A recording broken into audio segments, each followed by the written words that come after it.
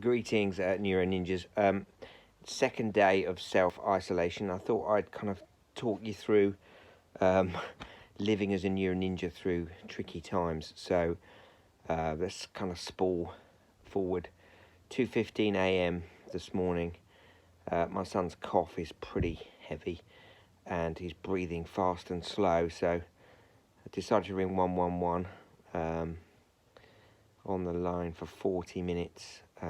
The lady that we speak to is really helpful, talks Callum through the flow chart. So a doctor's going to give us a ring back, and they do give us a ring back after a couple of hours. So about 6 a.m. the doctor calls this morning, and we need to go into hospital just to check Callum's vital signs. So they are making an arrangement for us to arrive at A&E. Which we do. We drive down about 6:30 this morning to Eastbourne. We arrive at A&E and wait outside. No one kind of approaches us very close to the car. We wind the window down and explain what we've got to do. We need to put masks on, so we then go into a sterilised room, and then Callum's attached to a machine which just checks his vital signs, basically his heart rate, his pulse rate, his blood pressure, the oxygenation of his blood, etc. And we wait for about an hour and a half while the machine does its job. Takes his blood pressure every 30 minutes or so. He's coughing like a good one. All his vital signs check out. He's fine, so we're just told to go back home and self-isolate. The NHS staff were fantastic, really supportive. There was a bit of waiting, but you've got to expect that. But it was kind of fine. But I just wanted to talk about it in relation to the kind of the Neuro Ninja experience, because obviously, you know, that 2:15 start is a little bit scary. My prefrontal cortex is offline, so I'm having all manner of terrifying thoughts.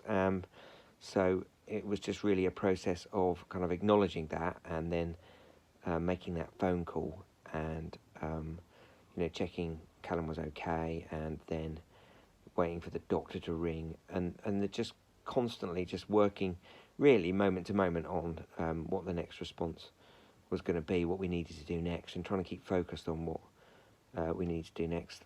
Callum's on the mend. I think he's coming out the other end of it now. No coronavirus test taken.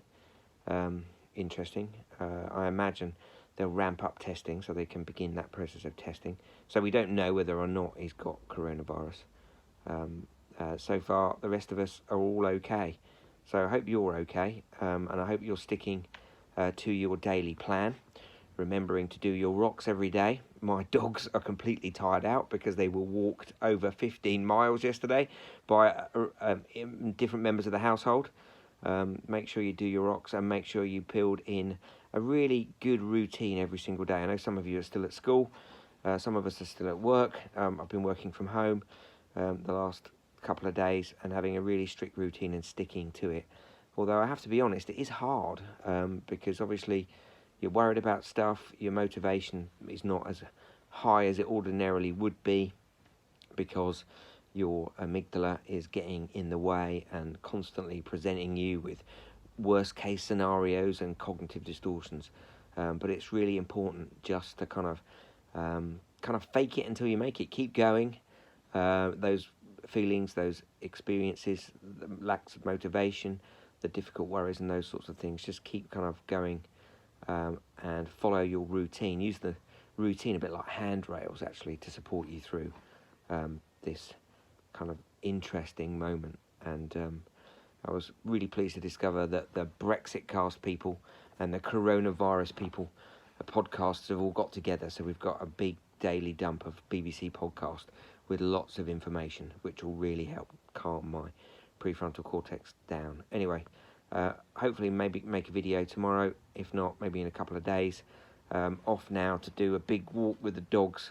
They're a bit tired, so I'll maybe not go as far as yesterday. See you soon.